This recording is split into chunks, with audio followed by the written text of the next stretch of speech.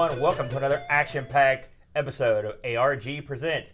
I am Amigo Aaron, joined as always by the man known as Mr. Amstrad, John Boat of Carshaller. Top of the Marvin to you. Wow. Mrs. Amstrad, maybe that's what it was. Would you like a cup of tea, Father? Oh, boy. So, if you joined us last week, and I know you were here, Boat. I was. We spun the wheel, and the chat room made the deal. And this week, we will be playing games on the Amstrad home computer. Now, you can see by this Amstrad we don't have an Amstrad, do we, Bo? It's very rare that we cover a system that we don't physically own. Have we ever done that? This might be the first one. I think this is the first time. Aside from the arcade episode. Which we do own arcade machines, right. Technically. Yeah. But we don't have an Amstrad, so for you watching on your magic screen, use the power of mental thinking to picture an Amstrad right here on the desk. It's beautiful. It's a beautiful go over some machine. of the statistical, because I didn't know any of this stuff, but I'm gonna give you not a quiz, but I'm gonna see if you knew any of it. Okay. So the Amstrad CPC. First things first. Do you know what Amstrad stands for? I didn't know it stood for anything. It's sort of short for something, right? You ready for this? Okay. I didn't know. Alan Michael Sugar Trading. Okay. Amstrad. Well, that makes sense. Yeah. Amstrad was founded in 1968 by the legendary, even we know who Alan Sugar is. That's right. At the age of 21, by the Wow. way. So he was rocking and rolling way early on. The Amstrad itself was released in 1984, so about 34 years ago. And it sold, and of course, as with these numbers, I got to take it for what I read. But the figure that seemed to be the most set upon was around 3 million Amstrads. And I don't know how that counts clones or other variants or any of that stuff. Continental models, Yeah, things you like never that. know. Now, we were talking a couple weeks ago, actually, it might have been last week when we did ZX Spectrum stuff, about the ZX Spectrum having a disk drive. We weren't sure and what size the disk was. This thing had a wacky disk drive eventually that was a 3-inch floppy disk.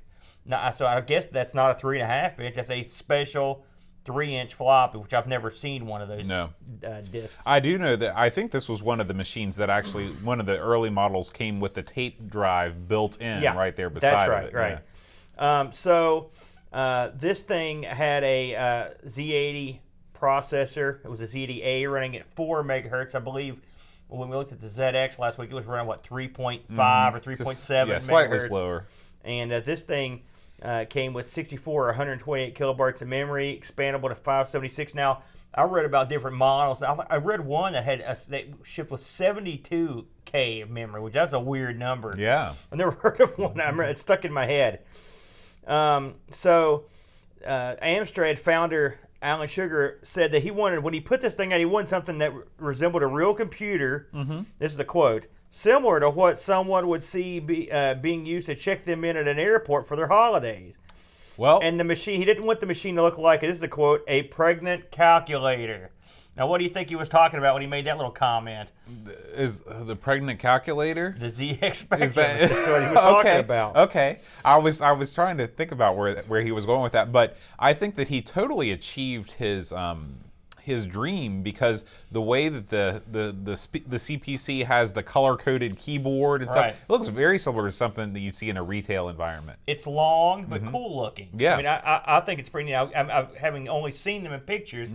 I'm not actually filled a keyboard or anything. Right. I'd like to get an Amstrad one of these days. Oh, I'd love to have one. The Amstrad sold initially for 199 pounds.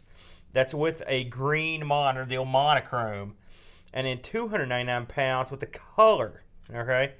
So, and this is the infamous monitor that is only for the Amstrad, right? Right. Now, to bring it forward, and for those of us that aren't in the UK or in Europe, that means the monochrome version was $280, and the color was $419. And by today's money, the monochrome would have been $671, and the color would have been over $1,000, just over $1,000. And in that era, that's probably about what was going. A color, I know a color monitor for something like the Apple II was a pricey deal also. On April 7th of '86, Amstrad announced it had bought the computer we used last week, which was they had bought the Sinclair Research ZX Spectrum. And get this. What do you think they paid for this thing? And this was 86. I'm going to say not much, like pittance. Well, they paid £5 million or roundabout. Okay. Right? They got all the intellectual property, all the stock. They sold off just the stock of computers that was in warehouses for more than they paid for the whole company. That's a good deal right there. Yeah. So, I again, not knowing a ton about those guys, I have a feeling Sugar was a pretty bright businessman. Well, yeah, and Sinclair was in dire financial straits by that time because of the C5 and all that stuff. That is crazy little car. Car, yeah. I will say, I would pay top dollar to have one of those little cars just to drive around. I'd love to see you motor around Hurricane in that thing. You think that I would get in there and go? Yeah, man. yeah. You think it's got enough jack to get me around town? Absolutely. I love it. So, with that all in mind, slight introduction to the Amstrad. We picked 2 games literally at random, I believe. I don't know if you had any prior knowledge of what you were picking. And stupidly, I picked mine without actually knowing what it was, but I should have known, which I'll get into that later. So I'm going to let you, Boat, kick off the episode with your game. What are we playing this week on the Boat side of things? This is Spindizzy. Is that...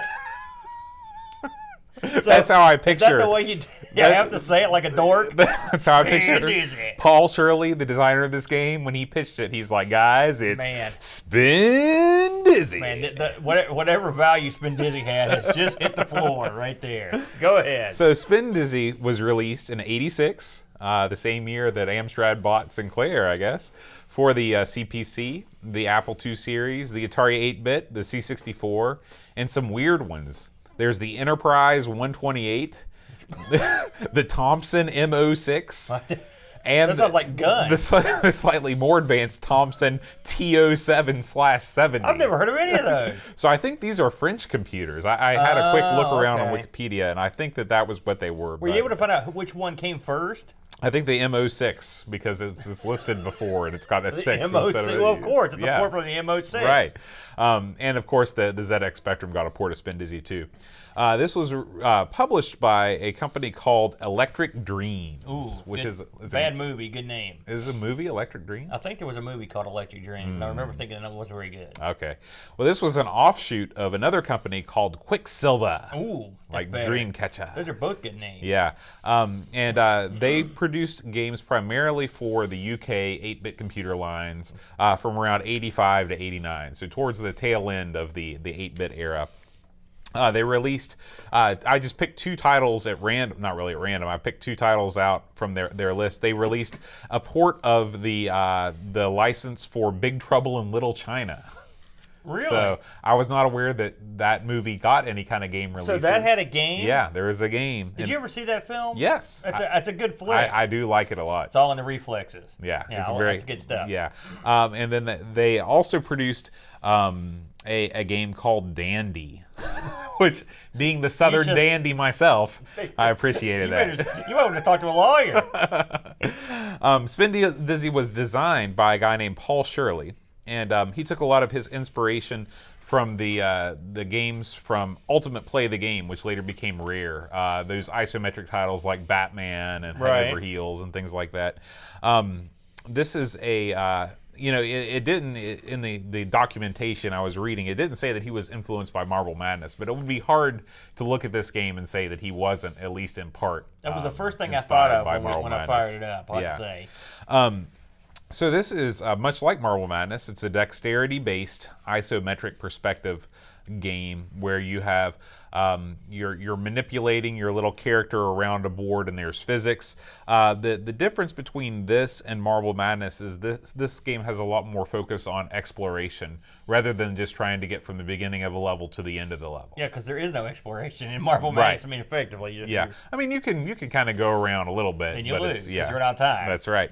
Well, in this game, you also lose because you run out of time. So, in this game, they wanted to personify your little spinning top thing, and so they named him.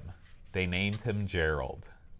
His name's not Dizzy? His name is Gerald, and don't you forget it. Gerald stands for gyroscopic. Gyroscopic? Gyroscopic? Is that because he's a dude? Maybe it's Greek. Maybe it's Euroscopic. Just keep going. Exploration landing device. So that's gyroscopic, and then explo, and then it's like the RA is where the A. Man, that's a real stretched metaphor. Anagram there. Anyway, It's hard even to describe. I know. But anyway, you're Gerald.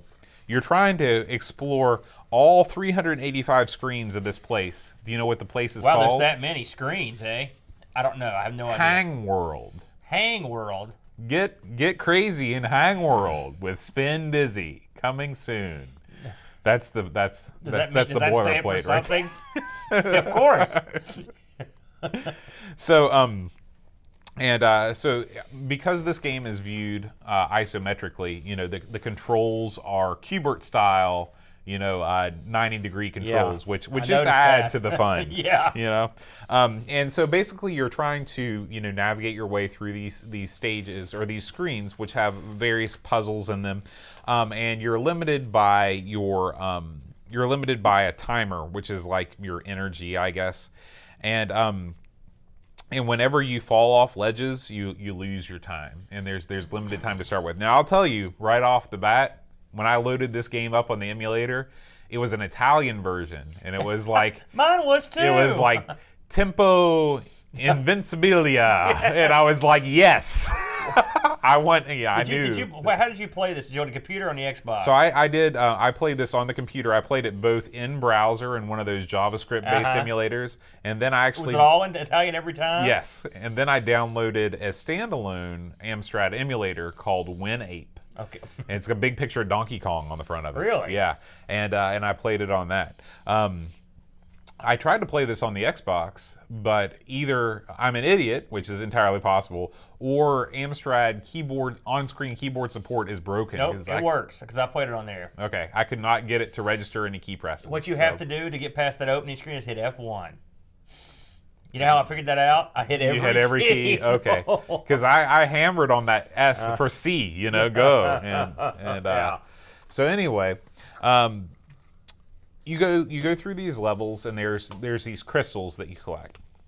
And so when you collect crystals, you get more energy. It adds more time to your. So you're basically trying to go through, negotiate all these screens, and collect crystals so you can move on. There are puzzles to solve. If you hover over certain squares, it causes ledges to go up and down, which lets you explore other places. They remind me of like pressure points. Yeah, like those pressure sensors and floors. Right. And so it's basically an exercise, and it kind of has a little bit of a Crystal Castles vibe because of that 3D. It does. It's sort of. Yeah. It's also got that hard to control vibe, just like Crystal Castles. Because it was really a bear for me to I think that if I was able to figure out a way to get joystick control, it would have been easier than playing with the keys. Did you find that when you were playing on the Xbox? Here, let me. I played this quite a bit because I was just trying to grasp what the hell it was, and because literally, of course, I've no documentation. I'm just like, I'm gonna go for it. I'm a dumb guy, and right away I was like, once I ascertained that you could go off the screen, because at first I thought it was like a one-screen puzzle game. Then you can go off the screen. There's a path. Right away I was like, that's cool. Yeah.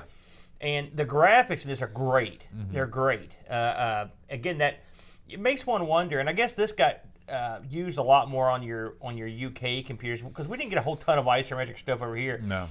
That view is solid. I mean, it looks nice. I mean, you could really do something with it, just like Marble Madness, and they did.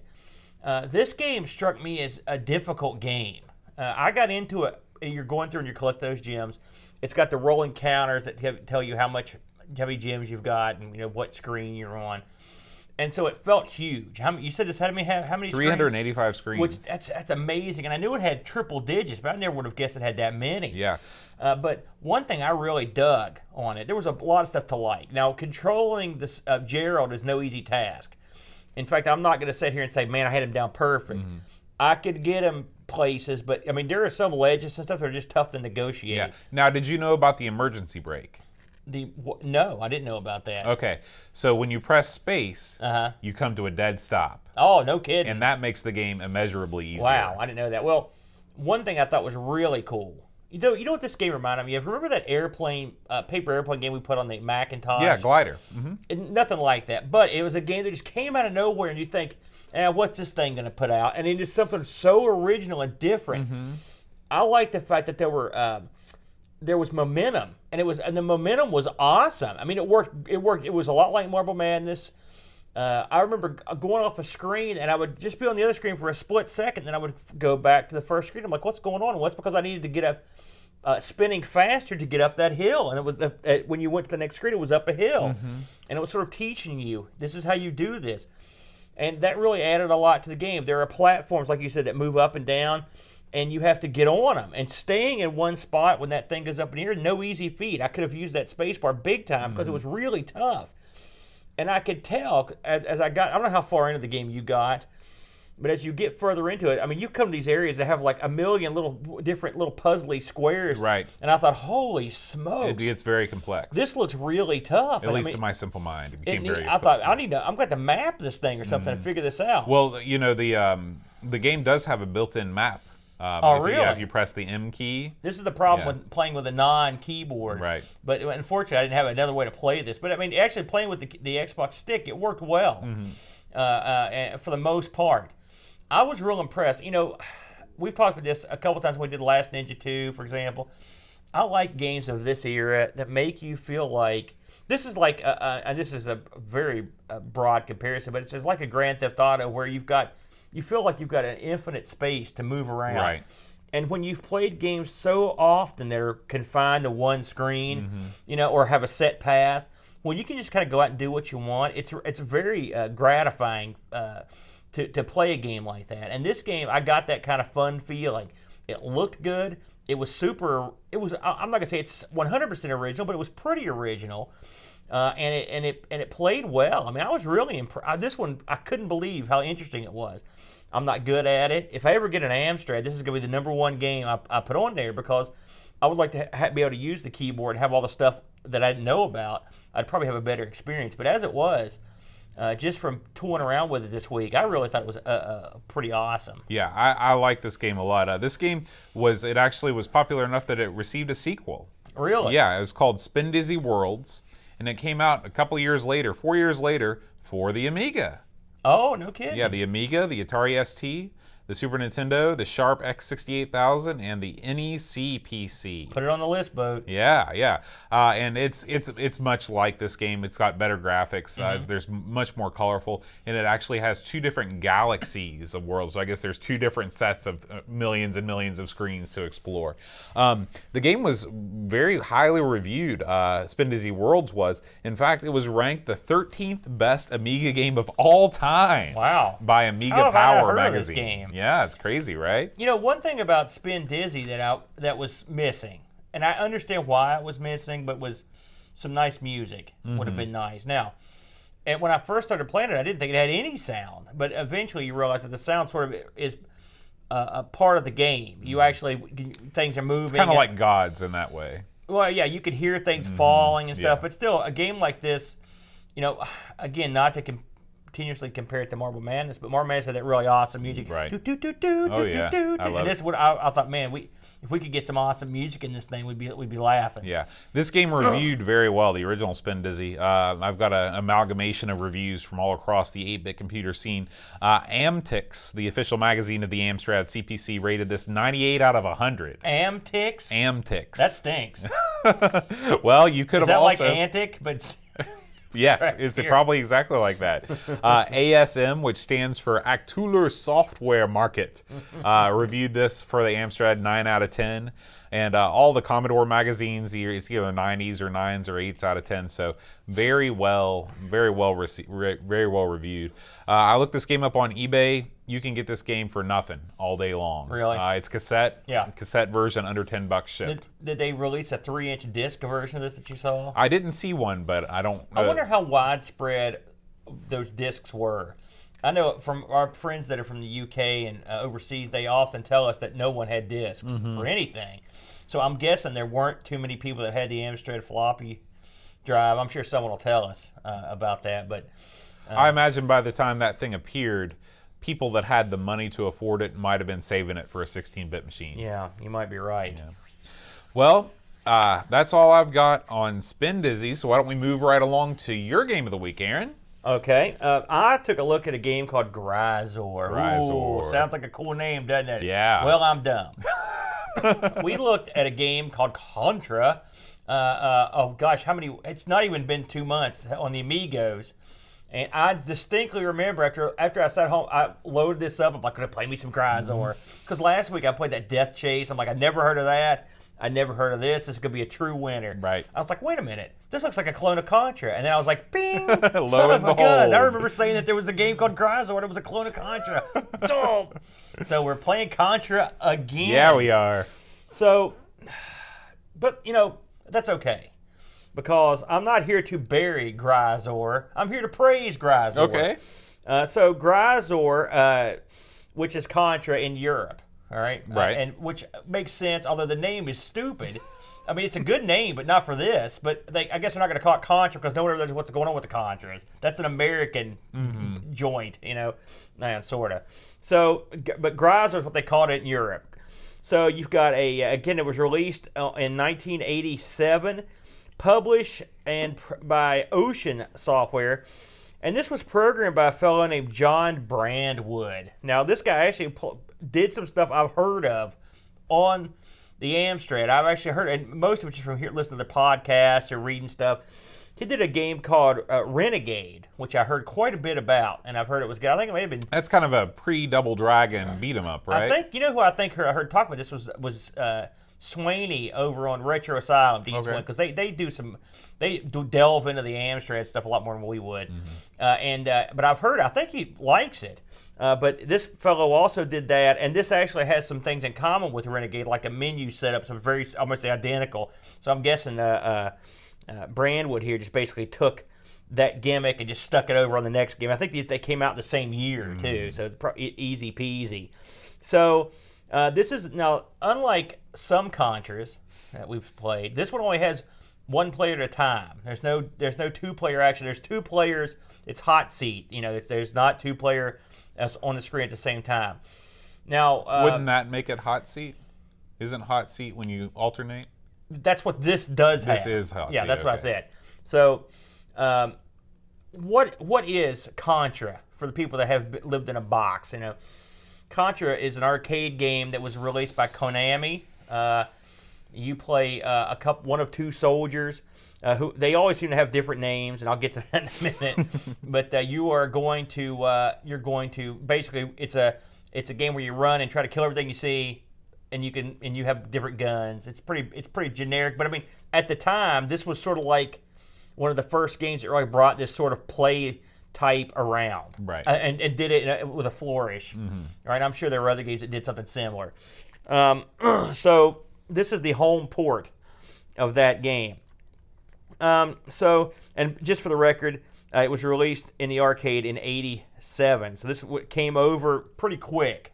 And from there. Now, there's apparently a disc version and a cassette version. And honestly, I don't know which one I actually looked at. It just loaded up. I think it was the disc version, but I can't be 100% sure about that. And I don't know if disc versions of games necessarily meant more features. It might I have no idea. Yeah. Probably just faster loading time. So one thing I learned is that this, of course, when you play this game, you have sound effects but no music. If you have a Amstrad with 128K, all right, I guess one of the more robust ones, if you hit the escape key, you can actually get music. Oh, okay. So just a little heads up there if that's your bag. So we know what the arcade version of this was. So what's different about Gryzor? Well, the first thing you notice right away is the scrolling of this. In the arcade, you've got a proper scrolling game that there's no hesitation. Okay, this one was more. This is somewhere between that and Super Cobra on the Odyssey 2, if you'll recall that. This game it goes screen by screen, but it doesn't just flash. It's a more natural scroll. It is, but there is a pause in the action as things move. You would think that this would be a killer for this game, and I didn't mind it a bit. I mean, I noticed it, but I didn't really mind it. There were other things about the game that made it less than ideal. The scrolling was not one of them. Well, we may have a difference of opinion on that. So you play Bill or Lance. Man. Okay? In fact, there they are. Bill or Lance. Those are as manly a names as we've got. That's right. You know? And Bill or Lance are here. Have you ever known a Lance in real life? I have. There was a guy who used to play football in our middle school named Lance. And he was a real jerk, but he was one heck of a good runner. And he would routinely make you miss. But, of course, when you're good at football, sometimes you're also a jerk. And this is one of those guys. I hope he's not listening. He may come and humiliate me again. Well, I've actually brought him on the show. Come on in, Lance. Hey, yeah, I've got more to bone to pick with him anyways. So bring him on down. So, the Amstrad version, this is actually, I got to say, it was a pretty, I thought it was a really good port, actually. There are things you have to understand when you start playing. And I will say, it took at least one full play session just for me to sort of understand the controls. Because that is the hardest part of the game, is the controls. This game had multiple buttons in the arcade. The Amstrad has the one button. We all know how that goes from doing stuff on the Amiga. So in this too, and in the game, you can shoot up, you can shoot diagonally, right, which is a difficult task with a stick. So what you've got to do in the game is you hold the button down and move in directions, and that will get your shooting going. And if you pull down or push up, he'll jump, right, or go down a level.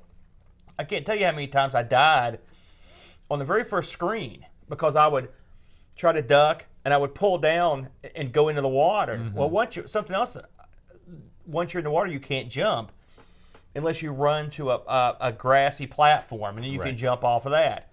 So the game, it does not lend itself to learning. Just put it that way. It was no easy task to figure out the controls. That said, once I figured them out, I thought it worked pretty well, and I got the hang of it. Now, would it have been better with multiple buttons? Absolutely. Absolutely it would have been. And really, the controls are sort of the Achilles heel of the game, in my opinion. No matter how good you get with them, I don't think they're that natural feeling. What did you think of the controls? Well, this game is 100% control. I mean, this is a one-hit kill game. Contra is a one-hit kill experience. Yes, it is. And so there's no room for error. So unless you feel super comfortable with the controls, no matter what they are, you're not going to live very long. And I never got, one of the key things to be able to do in this game is the ability to shoot diagonally. Yes. And I know that it's possible. I was never able to do it consistently. I was never able, and again, a big part of it was having to play with the keyboard. You were playing this with the keyboard as well. With the stick, diagonal wasn't that bad. I got into a rhythm.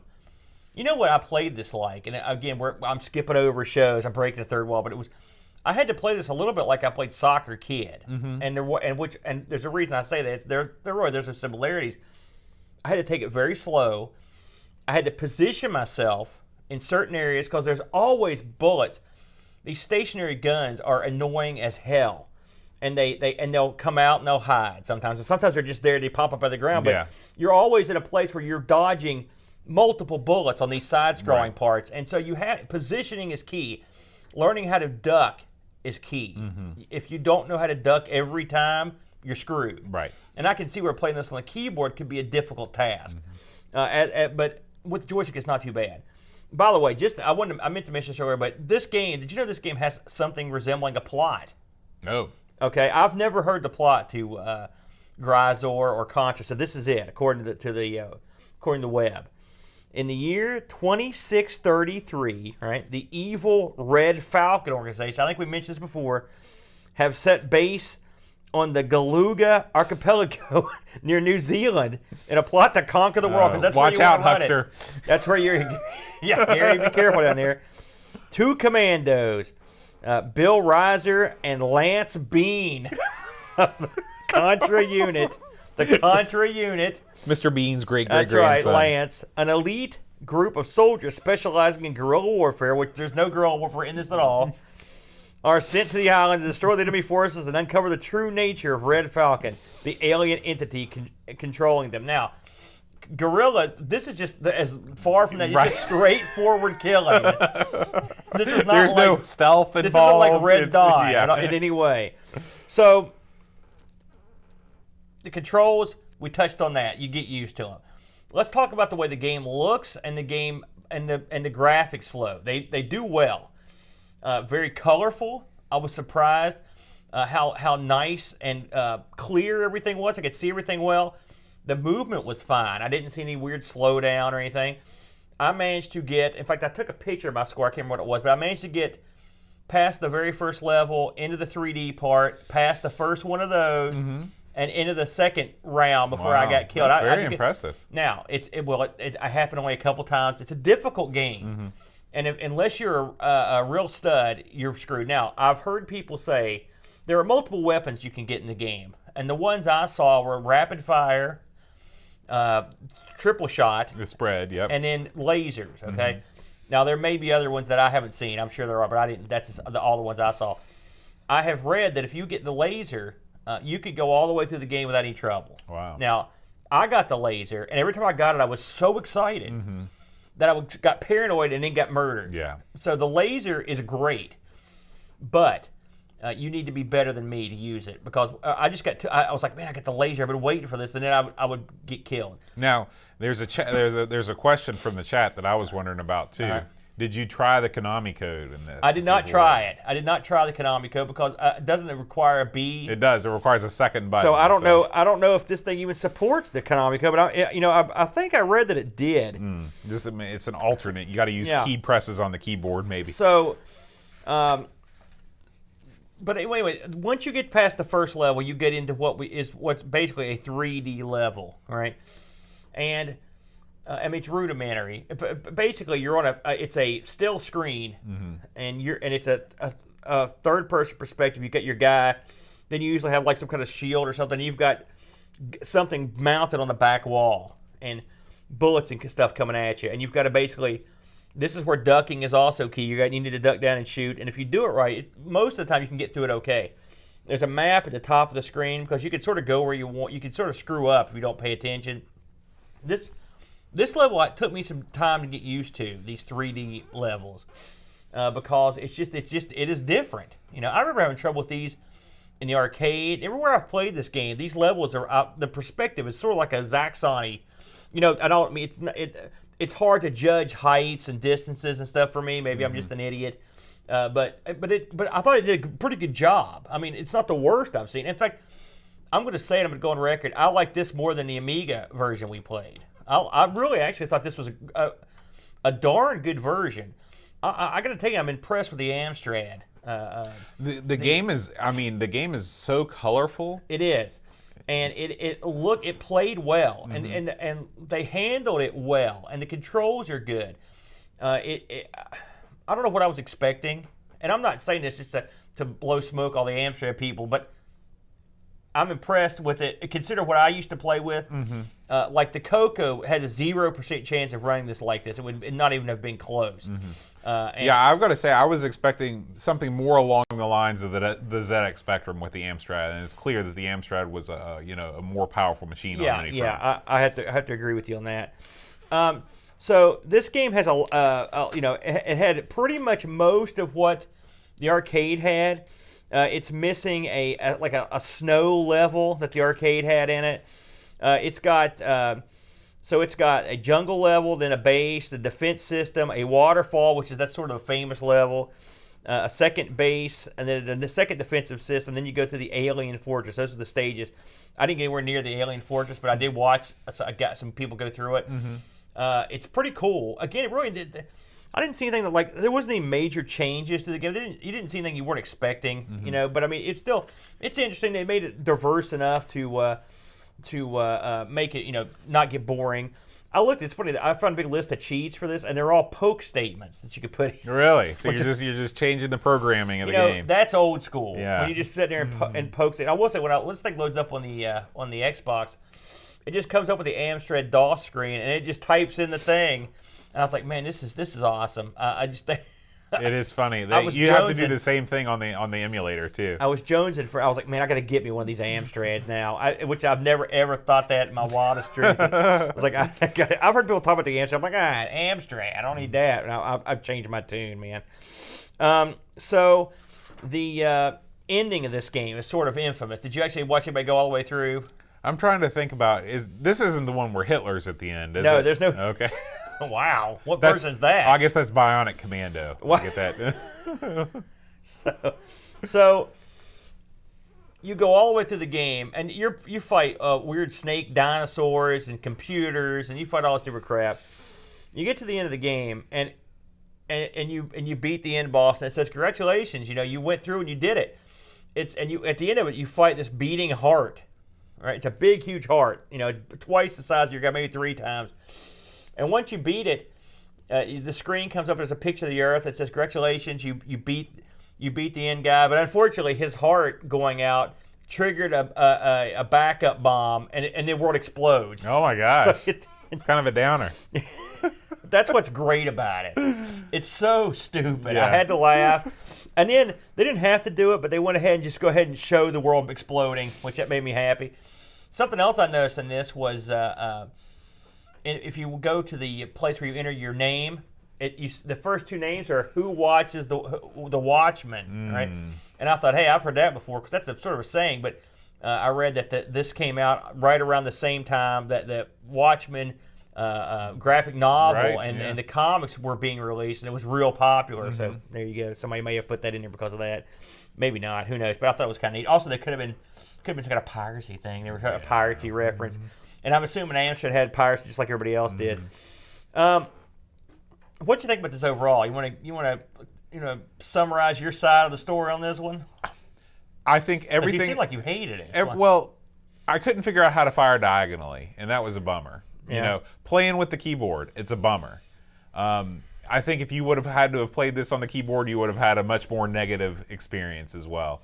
Because I can play like the NES version of this game, I can play with the cursor keys and the fire keys and be fine. But the way that this was set up was just not good. And however, I thought that graphically it was very impressive. Watching the playthrough now, it looks great, and the guy seems like he knows what he's doing. So obviously, the fault is mine for just not being a skilled enough player, which that's in most weeks that's the case. I'm not very skilled at this sort of game either, but having the amount of the days I got to play it, I like a game, and I will say this didn't happen with Spindizzy. I mean, I just sort of rolled around or spun around and just. Gerald did around. I just tried to see stuff, and I mean, I wasn't sure exactly what I was doing. This one, at least I had an idea what I was doing, and it's one of the fun games where I actually got better the more I played it. I can certainly see it's not the hardest game. If there was someone that was was adept at these sorts of games, I'm sure they could probably go through it and not have a huge difficult time. I can see how having a laser is a huge advantage. Another problem I had, by the way, I forgot to mention, is when you get the lasers, it's trying to avoid the other things. I would accidentally shoot one. I was like, man, I don't want to get triple shot. Then you end up with like rapid fire or something. I'd get killed. So yeah. But I really dug it. So critics, and here's some names for you that you probably never heard. So I looked to try to find some. This is when you look at stuff like the Amstrad and the ZX and some of the other things, you really appreciate Lemon Amiga and Hall of Light because there's so much. They aggregate everything so well. That's right. So these I had to skip around. So Amstrad CPC Power Play gave it an 85%. Amstrad CPC Computer and Video Games gave it a 90. The French version of the Amstrad CPC gave it an 85 as well, which could have been the same game. I like this one. Amstrad CPC Happy Computer gave it an 83. Man, I need some of those. I know, man. And then Amstrad CPC Retro Game Reviews gave it an 80. So it's in that low 80s, high 70s, up in that area there. I would probably put it, having not played the Amstrad games, I could safely say it's the best one I've ever played, without a doubt. I'll look this up if I can find where I stuck it. I'll look this up on eBay, and there were plenty of copies out there. Here we go. You can get. It's funny. This game was international. I saw them in Spain, France, and they're usually going for around. But I saw in the UK you can get them for cheap, $20, $30. I saw a guy trying to get hundreds of dollars in Spain. So you're probably ballpark in all 3 or 4 different areas. You're probably looking at American dollars, $20 to $50. You could probably get one. I saw the disc going for like 10. So And so someone somewhere has the discs. I don't know, but your mileage may vary on what you can do with them. Yeah. But I liked it, man. I liked both these games actually. I was surprised. Awesome. All right, Aaron. Is it time? You ready? I'm ready, man. All right. Let's do it. So we will take the Amstrad pie piece off the wheel, and we are going to replace it All right. with a mystery pick here. Why don't we do a little bit? Get back to the console scene. All right. What do we got here? Mega Drive. The Mega Drive. We have played very little Sega Yeah. on the show. So I've got our envelope of joy here, and we will spin the wheel and make the deal. Plenty of good stuff here. It's funny. We've had 2 weeks in a row of the British stuff, and I'm not gonna say I was apprehensive, but I didn't know. Hey, 2 for 2 as far as I'm concerned. I like both of those. I thought they were really cool. All right. All right, man. Spin the wheel and make the deal. Man, good spin. There's the flourish I enjoy with the hand. What do we got here, Boach? Hey, Mega Drive. The Mega Drive. Now, since I'm a goofball, I put the Mega Drive into the Mega CD thing here. I knew, but I did remember. You gotta give me that. Good. So here we go. Let me pull these out of here. Okay, Mega Drive, me and you. Here we are. So, I think it's my turn to pick first. Okay. I am going to pick The Adventures of Batman and Robin. Oh, that sounds like fun. Yeah. I am going to choose Virtua Racer. Oh, okay. Yeah. That's one I've not played very often. So next week we're playing Mega Drive / Genesis for you Americanos. Should be a good time. Yeah. Hope you enjoyed the show, everyone. If you would like to, or feel the need or the desire to, You've got a burning feeling. Consult a doctor. Yeah, that's something Patreon will not cure.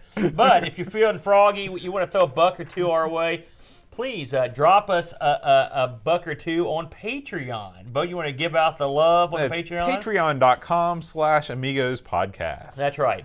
We've also got T-shirts for sale. tpublic.com/stores/Amiga Tees. Very good, Bo. Very good. I know all the URLs. Any parting thoughts? No. Put him on the spot, and he couldn't come up with it. All right, y'all. Thanks for joining us, and until next week, adios.